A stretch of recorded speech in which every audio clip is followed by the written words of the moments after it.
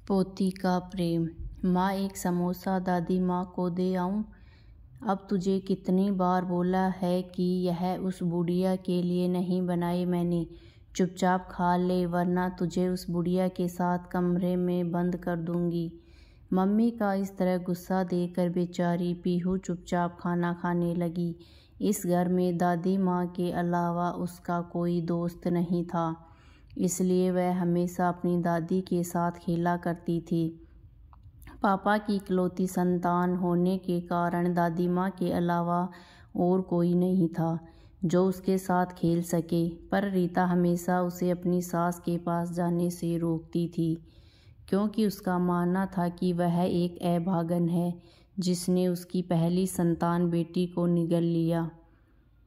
अमन आज दुकान से जल्दी ही आने वाले थे, क्योंकि आज रीता का जन्मदिन था, इसलिए रीता ने पहले से ही सब तैयारियां कर रखी थी।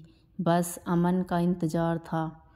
शाम को एक छोटी सी पार्टी भी रखी थी, जिसमें रीता ने अपनी कई दोस्तों को आमंत्रित किया था, पर अपनी सास के लिए थोड़ी सी दाल और सूखी रोटी पीहू के हाथों में भिजवा दी।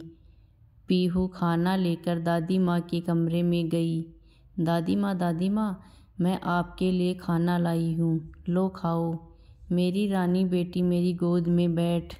नहीं दादी माँ, मम्मी ने मना किया है कि उस बुढ़िया की गोद में नहीं बैठना। अगर मम्मा ने देख लिया तो। पता है दादी माँ, आज मम्मी ने समोसे बनाए हैं। दादी माँ बोली, बेटा तुम मेरे लिए तो समोसे लेकर आई नहीं, और यह रोटी कितनी रूखी है, खाई नहीं जा रही है। दादी, अम्मी ने मना कर दिया कि समोसे उनकी सहेलियों के लिए हैं, इसलिए नहीं दिए। तुमने समोसे खाए क्या? कैसे बने हैं? बहुत स्वादिष्ट बने हैं दादी माँ। पीहू के मुँह से यह बात सुनकर बुढ़िया के मुँह में पानी आ गया। पीहू बेटा, अब समोसे और कितने बचे हैं? बहुत बचे हैं दादी माँ, अभी तो। दादी माँ, मैं देखती हूँ, अगर मम्मी किचन में नहीं हुई तो मैं आपके लिए एक समोसा ले आऊँगी। पीहू बाहर निकलकर देखती है कि मम्मी तो अभी टीवी देखने में बिजी है, जो किसी तरह से किचन में घुस जाती है और धीरे से कढ़ाई में से एक समोसा लेकर अपने नन्हे हाथों में छुपाए अपनी दादी को लाकर देती है। बुढ़िया जैसे ही पीहू के हाथों में समोसा देखती है तो वह बहुत खुश हो जाती है और जल्दी जल्दी खाने लग जाती है। बुढ़िया थोड़ी ही देर में समोसा चट कर जाती है। वास्तव में समोसे तो बहुत स्वादिष्ट है बेटा, चुपके से एक और ले आओ, और खाने का मन कर रहा है। अभी नहीं दादी, मम्मी देख लेंगे तो तुम्हें बहुत मारेंगे और मुझे भी। अब मैं नहीं जाऊंगी दादी माँ। उसे पता था कि अगर मम्मी ने देख लिया तो उस दिन की तरह दादी को कई दिनों तक भूखा रहना पड़ेगा। बेचारी दादी माँ अंगुलियाँ चाट रही है। दादी माँ नहीं, अम्मी को पता चल जाएगा। अगर रात को समोसे और बचे तो मैं और ले आऊँगी। रीता टीवी देखते हुए, खाना खाया बुढ़िया ने? हाँ मम्मी, खा लिया। मम्मी पापा नहीं आए अभी तक? नहीं आए, पर आते ही होंगे। मम्मी, आपने मेरे लिए पापा से क्या मंगवाया है? तुम्हारे लिए इस बार एक बड़ी सी गुड़िया मंगवाई है, और दादी माँ के लिए कुछ नहीं। वैसे भी क्या ज़रूरत है उस बुढ़िया के लिए इतने पैसे खर्च करने की? वह देखो तुम्हारे पापा आ गए। पापा आ गए, पापा आ गए। अमन ने पीहू को गोद में उठाते हुए, पता है हम तुम्हारे लिए क्या लेकर आए हैं? गुड़िया, यह देखो, बिल्कुल तुम्हारे जैसी सुंदर और तुम्हारे जितनी बड़ी। लाओ मैं इसे दादी माँ को दिखा कर आती हूँ। दादी माँ, यह देखो, पापा हमारे लिए गुड़िया लेकर आई। देखो कितनी सुंदर है। हाँ, यह तो वाकई में बहुत सुंदर है, बिल्कुल तुम्हारी तरह है। यह लो रीता, सामान देख लो, कहीं कोई सामान रह तो नहीं गया है। और इसमें 2 साड़ी हैं, एक तुम्हारे लिए, एक माँ के लिए। अमन, माँ को क्या ज़रूरत है साड़ी की? उनके पास तो पहले ही बहुत हैं, इसलिए फालतू की वस्तुओं में पैसे बर्बाद मत करो। रीता, तुम्हें पता है आज तक हमारे पास जो कुछ भी है माँ का ही इकट्ठा किया हुआ है, पर हमारे भी एक लड़की है और हमें भी अपने भविष्य के लिए धन की आवश्यकता है। अगर हम यूं पैसे खर्च करेंगे तो कल हमारे पास कुछ भी नहीं रह जाएगा। और वैसे भी इस बुढ़िया को कहीं जाना नहीं, पूरे दिन घर में ही रहना है। रीता, तुम्हें पता है तुम क्या बोल रही हो? वह मेरी माँ है और अगर मानो तो तुम्हारी भी। मेरी माँ नहीं हो सकती। यह अभागन मेरे बेटे को निगल गई। खबरदार रीता, अगर और एक शब्द मेरी माँ के विषय में बोला तो मुझसे बुरा कोई नहीं होगा। मेरा भी फैसला सुन लो अमन, आज से या तो यह बुढ़िया रहेगी या मैं। तुम जा सकती हो, मैं तुम्हारे लिए अपनी माँ को नहीं खो सकता। मैं भी नहीं रहना चाहती अब इस घर में। आओ पीहू, चलते हैं, हम कभी वापस नहीं आएंगी। मुझे अभी घर से नहीं जाना आपके साथ, मुझे दादी माँ के पास ही रहना है। तू भी उस बुढ़िया के साथ रहकर उसकी भाषा बोलने लगी। तो ठीक है, जब शाम को मेरी याद आएगी तो मम्मी प्लीज़ मत जाओ प्लीज़। मैं किसके साथ सोऊंगी फिर? अपने पापा के पास सोना। मैं जा रही हूँ अब। पापा रोको मम्मी को, नहीं तो वह चली जाएगी। नहीं बेटा, उसे जाने दो, और अगर चाहो तो तुम भी जा सकते हो। नहीं, मैं दादी माँ को छोड़कर कहीं नहीं जाऊंगी। रीता गुस्से में घर से निकल जाती है और अपने मायके चली जाती है। रीता को गई आज 2 दिन हो गए। दादी माँ को जब यह पता चला तो उन्होंने खाना पीना भी छोड़ दिया। रीता उसे भला बुरा कहती, यहाँ तक कि खाना भी ढंग से नहीं देती। फिर भी उसकी सास उसकी इतनी ज़्यादा फिक्र किया करती थी। उसे बहुत बुरा लगा और वह रीता के घर से जाने का सबसे बड़ा कारण अपने आप को मान रही थी। अमन भी रीता के जाने से बहुत दुखी था। उसे भी समझ नहीं आ रहा था कि वह क्या करे। उसने भी कई बार रीता का फ़ोन ट्राई किया पर उसने फ़ोन नहीं उठाया। अमन बालकनी में आज अकेला बैठा सोच रहा था कि आखिर वह उसके साथ ऐसे कैसे कर सकती है। उसने तो साथ जीने मरने का वादा किया था। कुछ सोचते हुए अमन अपने अतीत के आगोश में खो गया। उसे अपने कॉलेज वाले दिन याद आने लगे जब रीता उसे पहली बार मिली थी। कितनी अनजान अजनबी थी वह। भोला मुख, हिरनी सी आँखें, वो उसका यूं शांत स्वभाव, हमेशा दूसरों के लिए जीने वाली। पहली ही बार में अमन इस तरह खोया कि उसने सबके सामने रीता को प्रपोज कर दिया और रीता भी उसके इस साहस को देखकर कुछ कह नहीं पाई।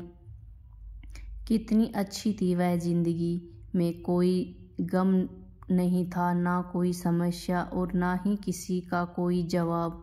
बिल्कुल स्वतंत्र, किसी आज़ाद पंछी की तरह, जिसकी ना कोई राह होती है और ना ही मंजिल।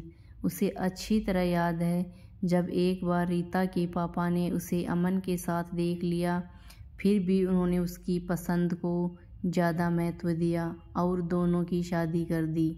और आज वह क्यों इतना असहाय हो गया था कि किसी बहेलिए के प्राणों द्वारा बिंदे पक्षी की तरह जमीन पर आ पड़ा हो। पापा, मम्मी का फ़ोन आया है, आपसे बात करने को बोला है। पीहू की आवाज़ सुनकर वह अपनी ख्वाबों से बाहर आया। पीहू फ़ोन लिए खड़ी थी। अमन ने फ़ोन उठाया तो सामने रीता की आवाज़ आई। हेलो अमन, कैसे हो आप? मैं ठीक हूँ, आप ठीक हो? हाँ, मैं भी ठीक हूँ। अमन, मुझे पीहू चाहिए, मैं उसके बिना नहीं रह सकती। प्लीज़ मुझे पीहू दे दो। लौट आओ रीता अपने घर, देखो कोई कब से तुम्हारा इंतज़ार कर रहा है। आपका। पीहू भी तुम्हारी और हम सब की है। प्लीज़ लौट आओ। नहीं अमन, अब शायद यह संभव नहीं। मैं नहीं रहूँगी तब तक। जब तक आपकी माँ उस घर में रहेगी तब तक मैं लौट कर नहीं आऊँगी। अब फैसला आपको करना है कि आप किसे चाहते हो, माँ या मैं। और मैं पीहू को लेने आ रही हूँ। भेज दोगे ना मेरे साथ उसे? हाँ, ले जाओ, अगर खुशी खुशी जाना चाहे तो। आपकी बेटी है वो, आपके पास ज़्यादा खुश रहेगी। यह कहते कहते अमन का गला रुंध गया। शब्द पता नहीं कहाँ गुम हो गए। अब अमन बहुत ज़्यादा टूट चुका था। अब कभी भी रीता से दूर नहीं रहना चाहता था और माँ को भी अपने से अलग होते नहीं देखना चाहता था। उसकी ज़िंदगी में एक ऐसी शाम होने जा रही थी जिसके बाद सदियों के बाद भी कोई उजाला नज़र नहीं आ रहा था। अब उसे फैसला करना था कि उसे अपना भविष्य चाहिए या गुजरा अतीत। एक तरफ उसका अतीत लिए मुँह पर झुर्रियाँ, वह बेटे से कुछ अधूरी उम्मीद लिए उसकी बूढ़ी माँ, वह दूसरी ओर उसका अपाहिज सा भविष्य, उसकी प्यारी सी गुड़िया पीहू को साथ लिए उसकी पत्नी। आखिर करता भी तो क्या? तब वह क्या अकेली माँ उसे चाहिए, ना ही पत्नी। एक समय था जब उसकी ज़िंदगी में दूर दूर तक कोई गम का नाम भी नहीं था, पर पता नहीं किसकी नज़र लगी उसकी हंसती खेलती ज़िंदगी को कि नरक से भी बदतर हो गई। अचानक वह उठा और माँ के कमरे की ओर बढ़ा। इससे पहले कि वह माँ से कुछ बोल पाता, माँ बोल पड़ी। क्या हुआ बेटा? किसका फ़ोन था? रीता का फ़ोन था क्या? क्या वह वापस आ रही है? हाँ माँ, वापस आ रही है, पर रहने के लिए नहीं, हमेशा के लिए हमसे दूर होने व पीहू को ले जाने के लिए। अमन ने रीता के साथ हुई सारी बातें माँ को बता दी। बेचारी बुढ़िया, जिसने कभी सोचा भी नहीं था कि बात यहाँ तक बढ़ जाएगी, कि उसे वृद्ध आश्रम जाने की नौबत आ जाएगी। अमन की बात सुनकर बेचारी कुछ देर तक खामोश हो गई। अंत में फैसला किया कि वह वृद्ध आश्रम चली जाएगी और कभी भी अमन व रीता को अलग नहीं होने देगी। माँ के मुँह से ऐसी बातें सुनकर अमन हक्का बक्का रह गया। यह क्या कह रही हो माँ? तुम अपना स्वयं का घर छोड़कर वृद्धाश्रम में जाओगी और एक अनाथ की ज़िंदगी जियोगी? मैं ये कभी नहीं होने दूंगा कि आप रीता के लिए अपना घर छोड़कर जाओगे। अच्छा होता अगर मैंने आपके खिलाफ जाकर रीता से शादी न की होती, तो शायद आज यह नौबत ही ना आती। नहीं बेटा, ऐसी बात नहीं है। रीता तुम्हारी धर्मपत्नी है। आपको उसके बारे में ऐसा नहीं बोलना चाहिए। और रही बात मेरी, तो मेरे पास तो अब बहुत कम समय बचा है जो वृद्धाश्रम में ही गुजार लूँगी, पर अभी आपकी पूरी ज़िंदगी है। मेरे जाने के बाद रीता ही एकमात्र सहारा होगी आपका। और वैसे भी मैं कौन सा दुनिया छोड़कर जा रही हूँ। जब कभी भी याद आए मेरी तो मिलने चले आना।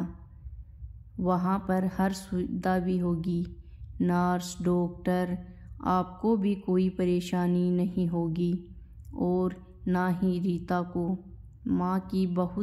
माँ को बहुत ज़्यादा समझाने पर अमन मान गया और माँ को वृद्ध आश्रम छोड़ने के लिए तैयार हो गया। दूसरे दिन माँ का सारा सामान पैक कर अमन माँ को ना चाहते हुए भी उसकी जिद के कारण वृद्ध आश्रम छोड़ आया। रीता को जब यह पता चला तो वह बहुत खुश हुई कि अब उसे उस घर में कोई समस्या नहीं होगी और वह अपने ससुराल वापस लौट आई। पर अब अमन में वो पहले वाली बात नहीं रह गई थी। अमन अब पहले जैसा बिल्कुल नहीं था। वह बहुत ज़्यादा उदास रहने लगा और बहुत ज़्यादा समय वह मौन ही रहा करता।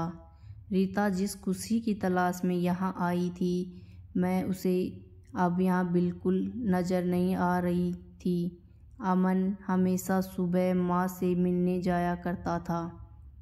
वह जब भी उस वृद्धाश्रम से गुजरता था, माँ से मिलकर ही जाता। वृद्धाश्रम में आने के बाद अमन की माँ अचानक बीमार रहने लगी। डॉक्टर, नर्स सब बहुत परेशान हो गई, लेकिन अमन की माँ के कहने पर किसी ने भी अमन से इस बारे में बात नहीं की, क्योंकि अमन की माँ चाहती थी कि वह हमेशा खुश रहे।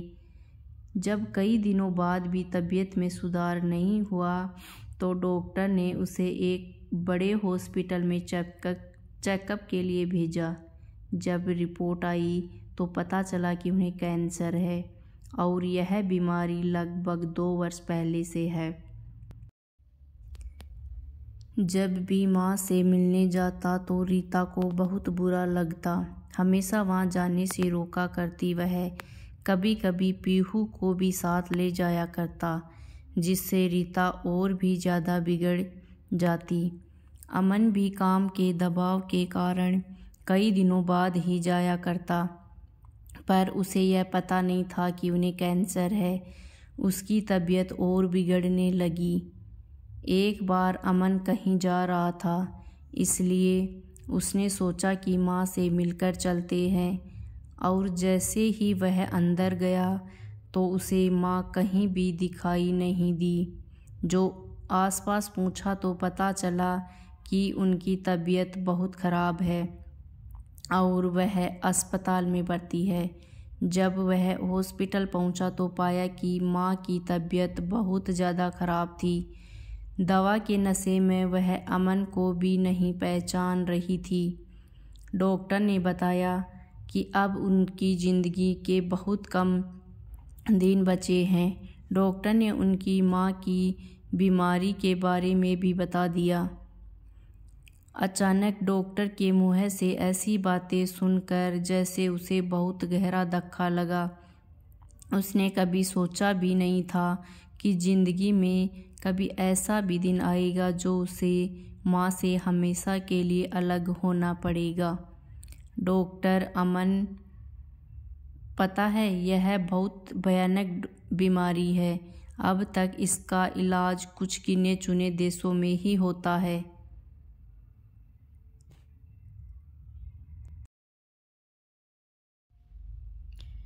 जहाँ इलाज कराने के लिए बहुत ज़्यादा पैसे की आवश्यकता पड़ती है, और अगर यह खुश रहे तो शायद कुछ ज़्यादा समय निकाल सके, वरना अगर यूं ही चिंता करती रही तो हम कुछ नहीं कर पाएंगे।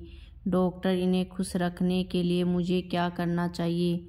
अमन, आप इसे अपने पास घर ले जाओ, और घर को छोड़कर ही इनकी तबीयत ज़्यादा डाउन हो गई है। अगर आपके साथ रहेगी तो आप इनकी दवा दारू भी अच्छे से कर सकते हैं, और अच्छे से देखभाल करने से इनकी ज़िंदगी कुछ आसान हो जाएगी, और आप इन्हें कल शाम तक घर ले जा सकते हैं। डॉक्टर से सलाह लेकर अमन घर की ओर चला। अब उसे एक ही इंसान दिखाई दे रहा था, वह थी रीता। उससे मनाना शायद उसके बस की बात नहीं थी। उसे अच्छी तरह पता था कि वह इसके लिए कभी नहीं मानेगी, और अगर माँ को घर नहीं लाया गया तो बहुत बड़ी अनहोनी हो जाएगी। जब अमन घर पहुँचा तो पीहू भागकर उसकी गोद में चढ़ गई। पापा, आज आप दादी के पास गए क्या? कैसी है? उन्हें मेरी याद आती है? हाँ बेटा, आपको बहुत याद कर रही थी, और कल हम उसे फिर से घर ले आएंगे। सच्ची? क्या पापा? हाँ सच्ची। अमन जो रीता के पास गया तो वह खाना बना रही थी। कैसी हो रीता? ठीक हूँ जी, आप ठीक हो ना? नहीं, मैं ठीक नहीं हूँ। पता है, आज मैं अम्मा से मिलकर आया। उनकी तबीयत बहुत ख़राब है, उन्हें कैंसर है। डॉक्टर ने बताया कि उनके पास 1-2 दिन का समय बचा है।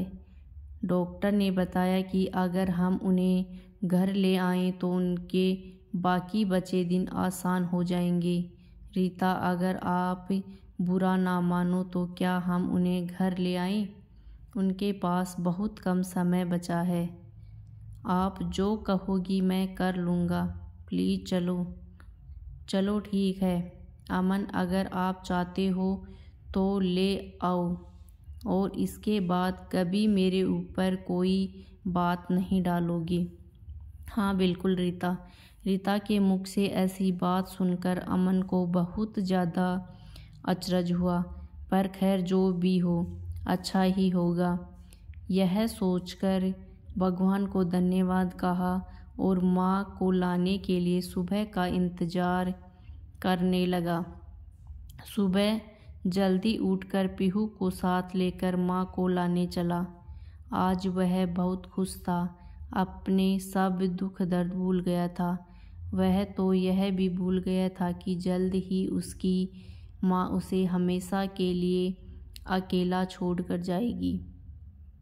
पीहू को साथ लिए वह उस हॉस्पिटल पहुंचा और जैसे ही वह माँ के कमरे की तरफ बढ़ा, उसके होश उड़ गई। आँखों के आगे अंधेरा सा छा गया और आँखों में आंसुओं का समंदर उमड़ आया। उसकी माँ अब तक उससे बहुत दूर जा चुकी थी, हमेशा के लिए उन्हें छोड़कर, प्यारी पीहू को छोड़कर।